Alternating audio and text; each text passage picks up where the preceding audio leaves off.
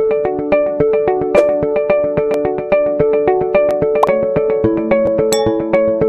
Aspirants, Dinamani news paper பார்க்க போகிறோம். வாங்க இன்னைக்கு எக்ஸாம் பாயிண்ட் ஆஃப் வியூவில் என்னென்ன இருக்குன்னு பார்ப்போம். நம்ம தமிழ்நாட்டில் எலெக்ஷன் கமிஷன் என்ன பண்ணியிருக்காங்க அப்படின்னா, செயலாளரே மாற்றிருக்கிறாங்க, சீஃப் செக்ரட்டரியே மாற்றிருக்கிறாங்க. சாய்குமார் அப்படிங்கிறவங்கள நியமனம் பண்ணியிருக்காங்க. இதுக்கு முன்னாடி யார் இருந்தாங்கன்னா முருகானந்தம் இருந்தாங்க. ஸோ அதுக்காக எதிர்ப்புகள் இருந்தாலும் எலெக்ஷன் கமிஷன் அவங்க கையில் இப்போ May 4 வரைக்கும் அவங்க எடுக்கிற முடிவு தான். அதையும் நம்ம என்னன்னு பார்க்க போகிறோம். அதுக்கப்புறம் 5G எல்லாம் போய் 7Gயே வந்து UAEல என்ன பண்ணிட்டாங்க, இம்ப்ளிமெண்ட் பண்ணிட்டாங்க. இப்போ போர் காலங்களில் பண்ணியிருக்கிறாங்க. அட் த சேம் டைம் இப்போ இன்னொரு நல்ல செய்தி என்ன அப்படின்னா, ஈரான் 2 வாரத்துக்கு போர் செய்ய மாட்டோம் அப்படின்னு சொல்லிட்டு சொல்லியிருக்கிறாங்க. அந்த போருக்கு ஒரு 10 அம்ச கோரிக்கை வச்சிருக்கிறாங்க. அந்த 10 அம்ச கோரிக்கை என்ன? ஹார்மோஸ் நீரினை நாங்கள் தான் கண்ட்ரோல் பண்ணுவோம். இப்போ ஏற்பட்ட பொருளாதார பிரச்சனைக்கு, போர்னால ஏற்பட்ட இழப்பீடுக்கு நாங்கள் பணம் வசூலிப்போம். அதுக்கப்புறம் எங்கெங்கெல்லாம் வந்து அமெரிக்கா ஈரானோட பொருட்களை தடை வைத்திருக்காங்களோ அதெல்லாம் விளக்கணும். அப்புறம் எங்களுக்கு மேற்கொண்டு அந்த வேர்ல்டு லெவல்ல அந்த வரியெல்லாம் போட்டிருப்பாங்களே அதெல்லாம் எடுக்கணும். ஸோ இப்படின்னு சொல்லிட்டு ஒரு 10 காரணங்கள் சொல்லியிருக்கிறாங்க. அதுவும் போர் நிறுத்தம் 2 வாரங்களுக்கு கம்மியா இருக்குங்கிறது ஒரு நல்ல விஷயம் தான். ஏன்னா ஹார்மோஸ் நீரின் வழியமா என்னென்ன கச்சா எண்ணெய், அதுக்கப்புறம் natural case, liquefied petroleum gas எல்லாமே வரப்போகுது. ஸோ பார்ப்போம் என்ன ஆக போகுதுன்னு. ஸோ அதே மாதிரி இம்பார்ட்டன்ட் விஷயம்லாம் இருக்கு. அதோட மெயின் திங் என்ன அப்படின்னா, 3 மாநிலங்கள்ல இன்னைக்கு எலெக்ஷன். ஓகேவா? எங்க அப்படின்னு பாத்தீங்கன்னா கேரளா, தமிழ்நாட்டுக்கு பக்கத்துல இருக்கிற பாண்டிச்சேரியில, அஸ்ஸாம்ல நடக்குது. அதை ஃபர்ஸ்ட் பார்த்துருவோம். ஒரு எலெக்ஷன் நடக்குதுன்னா நம்ம இப்பதான் பாப்புலேஷனோட அந்த சாராம்சத்தை புரிஞ்சுக்கணும். 18 வயசுக்கு மேல ஓட்டுன்னு சொல்லிட்டாங்க. அந்த 18 வயசுக்கு மேல ஓட்டு போடும்போது, ஸோ இப்போ இருக்கிற அரசியல் கட்சிகள்லாம் வந்து ஓட்டு போறவங்கள ரொம்ப மீன் பண்ணுவாங்க. அதே மாதிரி எத்தனை தொகுதிகள் இருக்கு? நமக்கு 234 தொகுதி இருக்கு. கேரளால எத்தனை தொகுதி இருக்கு? புதுச்சேரியில எத்தனை தொகுதி இருக்கு? அதுக்கப்புறம் அஸ்ஸாம்ல எத்தனை தொகுதி இருக்கு? அதை நம்ம பார்க்கணும். இப்ப கேரளால எத்தனை தொகுதி? 140. புதுச்சேரியில எத்தனை தொகுதி? 30. அஸ்ஸாம்ல 129 தொகுதி இருக்கு. எப்படிடா 234 தொகுதி தமிழ்நாட்டுலங்கிறாங்க? இங்கெல்லாம் வந்து மக்கள் தொகை அடிப்படையில் தான் தொகுதியை பிரிப்பாங்க.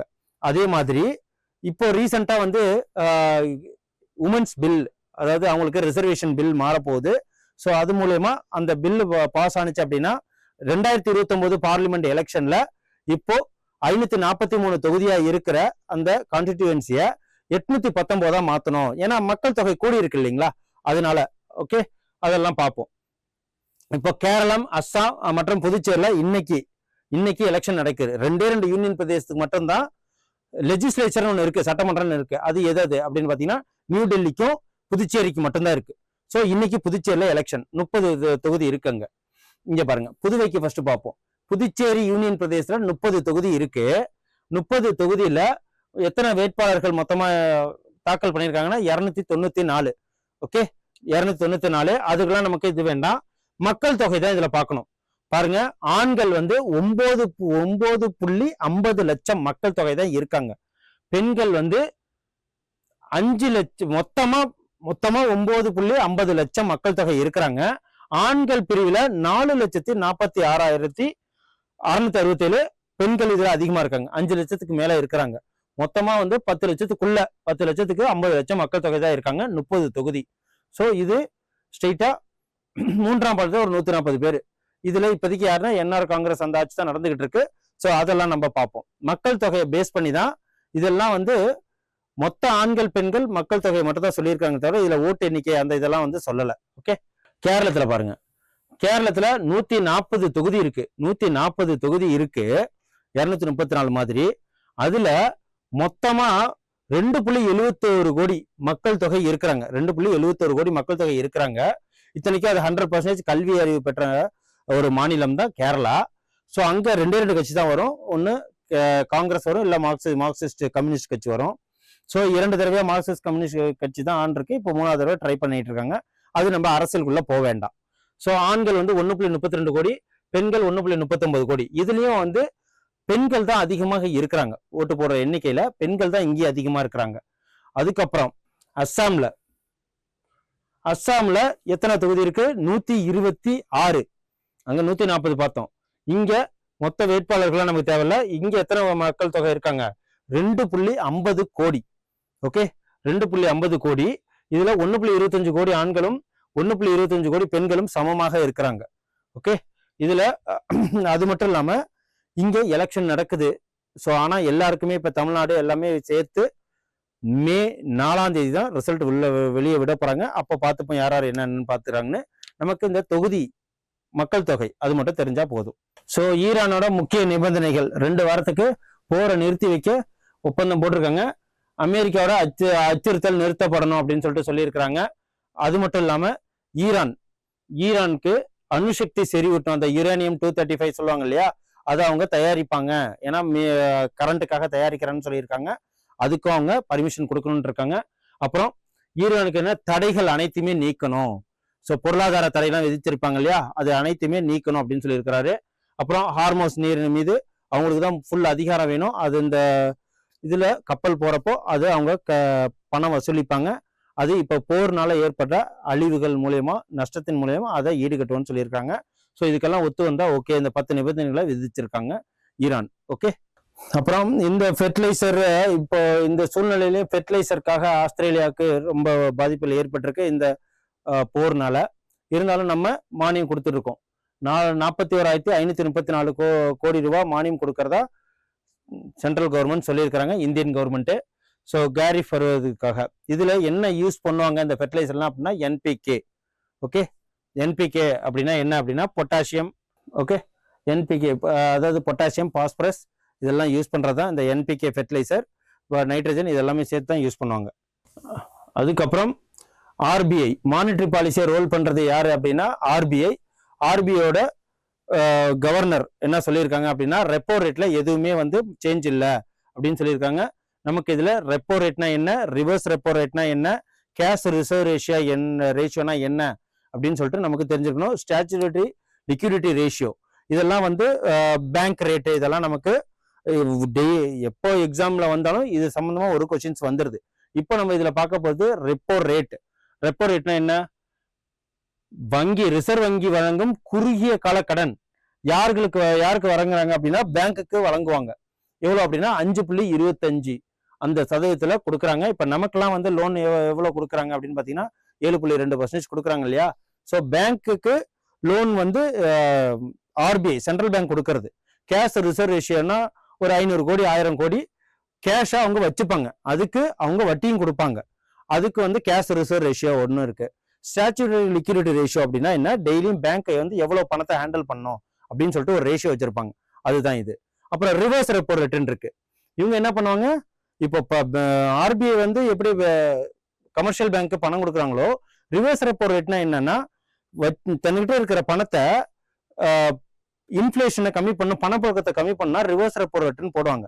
அந்த ரிவர்ஸ் ரெப்போ ரேட் மூலயமா இருக்கிற பேங்க் எல்லாமே பணத்தை கொண்டு போய் சென்ட்ரல் பேங்க்ல கொடுத்துட்டு அதுக்கு ஒரு வட்டி போடுவாங்க. அதுதான் ரிவர்ஸ் ரெப்போ ரேட்டுங்கிறது. ஸோ இது ஒரு டூல், பணத்தை கையாளுறதுக்குன்னா ஒரு டூல் தான் இது. ஸோ இப்போதைக்கு யார் இருக்காங்க அப்படின்னா சஞ்சய் மல்ஹோத்ரா அவர்கள் கவர்னரா இருக்கிறாங்க. ஸோ இப்போ எந்த ஒரு சேஞ்சஸ் இல்லை அப்படின்னு சொல்லிட்டு சொல்லியிருக்கிறாங்க. இந்த போருக்கு சூழ்நிலையில பொருளாதார மந்த நிலை ஏற்பட்ட காலங்களிலும் எந்த ஒரு மாற்றமும் இல்லை அப்படின்னு சொல்லிட்டு சொல்லியிருக்கிறாங்க. தமிழக அரசின் புதிய தலைமைச் செயலர் யார் நியமனம் பண்ணியிருக்காங்க அப்படின்னா சாய்குமார். இவர் 1990 ஐஏஎஸ் பேட்ச்ல இருக்கிறாரு. ஸோ இவரை முருகானந்தம் அப்படிங்கிறவங்கள ரீப்ளேஸ் பண்ணியிருக்காங்க. யார் ரீப்ளேஸ் பண்ணியிருக்காங்க அப்படின்னா எலெக்ஷன் கமிஷன் தான் ரீப்ளேஸ் பண்ணியிருக்கிறாங்க. ஸோ இவர் நிரந்தரமான ஒரு ஆள் தான். ஓகே, இந்திய தேர்தல் ஆணையம் உத்தரவிட்டிருக்கு. ஸோ நமக்கு எலெக்ஷன் ஒரு டாபிக் இருக்கு எக்ஸாம்ல. ஸோ அதே மாதிரி தமிழகத்துல முதல் முறை வாக்காளர்கள் எண்ணிக்கை 34%. பாப்புலேஷனும் நமக்கு ஒரு எக்கனாமிக்ஸ்ல ஒரு டாபிக்ஸ் இருக்கு. ஸோ அப்படிங்கிறப்போ இதெல்லாம் பார்த்து ஆகணும். தமிழகத்தில் முதல் முறையாக 34% அதிகரித்திருக்கு மக்கள் தொகை, அதாவது ஓட்டு போடுறவங்க எண்ணிக்கை அப்படின்னு சொல்லிட்டு சொல்லலாம். 18-19 வயது உடைய வாக்காளர்களோட எண்ணிக்கை, வாக்காளர்கள் சொல்ல வேணா, ஸோ டெமோகிராபிக் டிவிடெண்ட் சொல்லுவாங்க. ஓகே, இவங்களதான் சொல்லுவாங்க. ஸோ இவங்க 2024 மக்கள் இதில் 10.9 லட்சமா இருந்தது. இப்போ 14.6 லட்சம் எக்ஸஸா அதிகமாக ஆகியிருக்கு. அதோட மட்டும் இல்லாம சிறப்பு தீவிர அந்த எஸ்ஐஆர்னு சொல்லுவாங்க இல்லையா, அது மூலயமா 5.67 கோடி பேர் இன்னும் ஓட்டு போடுறதுக்கு எக்ஸ்ட்ரா பதிவு பண்ணியிருக்கிறாங்க. ஆக மொத்தம் 5.71 கோடியாக உயர்ந்திருக்கு. ஸோ நம்மள்ட்ட இருக்கிற தொகுதி எவ்வளோ, 234 தொகுதி. ஸோ இதுல ஸோ 2.5% ஓட்டாளரோட எண்ணிக்கை அதிகமாக இருக்குன்னா பாப்புலேஷன் எண்ணிக்கை எது அதிகமாக இருக்குது. 2011 கணக்குப்படி தான் நம்ம பார்க்குறோம். இப்போ 2027க்கு அப்புறம் டிஜிட்டல் மூலயமா சென்சஸ் எடுக்கிறாங்க, ஆரம்பிச்சிட்டாங்க. ஸோ இது அடுத்த வாட்டி நமக்கு எவ்வளோ பாப்புலேஷன்ஸ் டெமோகிராஃபிக் டிவிடெண்ட் இருக்காங்க அப்படின்னு சொல்லிட்டு போக போக தெரியும். அதையும் ரொம்ப எக்கனாமிக் வைஸாக அது ரொம்ப முக்கியம். ஏன்னா எம்ப்ளாய்மெண்ட்டு, அன்எம்ப்ளாய்மெண்ட் பிரச்சனை, பாவர்ட்டி பிரச்சனை, இது எல்லாத்தையுமே அதன் வழியாக தான் வச்சு நம்ம பார்க்க முடியும். ஸோ மகளிர் இட ஒதுக்கீடு அந்த ஒரு மசோதா ஸோ ஏப்ரல் 16, 17, 18 அந்த மசோதா தாக்கல் செஞ்சு அது பாஸ் ஆகிடும் அப்படின்னு சொல்லிட்டு அமைச்சரவை ஒப்புதல் வழங்கியிருக்கிறாங்க. ஸோ ஏப்ரல் 16 முதல் 3 நாட்களுக்கு நடைபெற அந்த சிறப்பு கூட்டத்தில் பாஸ் ஆகிடும். இதன் மூலயமா என்ன பண்ணுவாங்க அப்படின்னா மறுசீரமைப்பு பண்ணி தொகுதி 543 இருக்கிறது 819 மாறும். அதில் பெண்களுக்கு 33 விழுக்காடு அவங்களுக்கு இடஒதுக்கீடுன்னு கொடுத்தா அவங்க கிட்டத்தட்ட 273 இடங்களை அவங்களுக்கு எம்பிக்காக ஒதுக்குவாங்க இது அப்படின்னு சொல்லிட்டு சொல்லியிருக்காங்க. இந்த மசோதா ரொம்ப ரொம்ப முக்கியமான மசோதா. ரிசர்வேஷன் இது நமக்கு எக்கனாமிக்ஸ்லையும் இருக்கு. ஓகே, யூனிட் 5ல எக்கனாமிக்ஸ்ங்கிற டாபிக்ல ரிசர்வேஷன் அப்படிங்கிற ஒரு டாபிக்கே இருக்கு. ஸோ அதையும் நம்ம இதில் பார்க்க போறோம். ஓகே, இதோட சட்ட திருத்தம், அரசமைப்பு சட்ட திருத்தம் 106வது திருத்தம் 2023 இந்த பில்லு பாஸ் பண்ணாங்க. அது இப்போதான் வந்து அமைச்சரவை ஒப்புதல் கொடுத்துருக்கு. இந்த பில்லு பாஸ் ஆயிடுச்சு, சட்டமாக்கப்பட்டுட்டு அப்படின்னா தொகுதி மறுசீரமைப்படி மொத்தம் 816 எம்பி சீட்டு உயரும். அதில் 273 பெண்களுக்கு அதில் இடம் கிடைக்கும். அதுக்கப்புறம் முத்ரா கடன் ஆரம்பித்து எத்தனை வருடங்கள் ஆகுது? முத்ராங்கிறது என்ன சொல்லுவாங்க அப்படின்னா இந்த சிறு குறுன்னு சொல்லக்கூடாது, எம்எஸ்எம்இ அவங்களுக்கு தொழில் ஆரம்பிக்கிறதுக்காக இந்த முத்ரா லோன் ஒன்றுன்னு கொடுப்பாங்க 20 லட்சம் வரைக்கும். அவங்க இதை வச்சு தன்னோட வாழ்வாதாரத்தை உயர்த்திக்கணும் அப்படிங்கிறதுக்காக இந்த முத்ரா லோன் ஆரம்பித்து கிட்டத்தட்ட 11 வருடங்கள் ஆயிடுச்சு. அதான் இதில் சொல்கிறாங்க. ஓகே, தொழில் முனைவோருக்கு மேக் இன் இந்தியா இந்த மாதிரி திட்டத்தின் அடிப்படையில் தான் இந்த முத்ரா லோனு வழங்கப்பட்டது. ஓகே, இது ஆரம்பித்து 11 ஆண்டுகள் ஆகிட்டது. ஸோ இந்த முத்ரா லோனு இது வந்து பிரதம மந்திரி முத்ரா யோஜனா மூலயமா ஆரம்பிக்கப்பட்டது. எப்போ அப்படின்னா ஏப்ரல் 8, 2015. மொத்தம் 11 வருஷம் ஆயிட்டா. இந்த 11 வருஷத்துல இதுக்கும் கேட்டகரி இருக்கு. ஓகே, சிசு, கிஷோர், தருண் பிளஸ் அப்படிதான் கொடுப்பாங்க. டயர் படி, டயர் 1, டயர் 2, டயர் 3 சிட்டி படி. அதே மாதிரி சிசுங்கிறது 50,000 வரைக்கும் கொடுப்பாங்க. கிஷோருங்கிறது 50,000 5 லட்சம் வரைக்கும். அப்புறம் தருண் அப்படிங்கிறது 10 லட்சம் வரைக்கும், 50,000 5 லட்சத்துலேருந்து. அப்புறம் தருண் பிளஸ்ங்கிறது 10 லட்சத்துலேருந்து 20 லட்சம். அதுதான் சொல்றதாங்க, மொத்தம் 20 லட்சம் இதை கொடுக்கறது. ஸோ இந்த முத்ராவிலேருந்து நமக்கு டேட்ஸ் என்ன அப்படின்னு சொல்லிட்டு நம்ம தெரிஞ்சிருக்கணும். ஏப்ரல் 8, 2015 ஆரம்பிச்சது. கேட்டகரி என்ன 3 அப்படின்னு சொல்லிட்டு அதையும் தெரிஞ்சுக்கணும். அதுக்கப்புறம் அப்பாயின்மெண்ட்ஸில் வியட்நாமோட புதிய அதிபராக யார் வந்து நியமனம் பண்ணியிருக்காங்க அப்படின்னு பார்த்தீங்கன்னா கம்யூனிஸ்ட் கட்சியோட பொதுச் செயலாளர் டோ லாம் அப்படிங்கிறவரை வியட்நாமோட புதிய அதிபராக நியமனம் பண்ணியிருக்கிறாங்க. அதுக்கப்புறம் வியட்நாமோட தலைநகரம் என்ன, அதோட கரன்சி என்ன? ஸோ வியட்நாமோட கேபிட்டல் வந்து ஹன்னோய். ஓகே, இதோட கேபிட்டல் ஹன்னோய். இவங்க அதிகமாக வந்து இதோட கரன்சி என்ன அப்படின்னா வியட்நாமீஸ் ருப்பீஸ் தான்.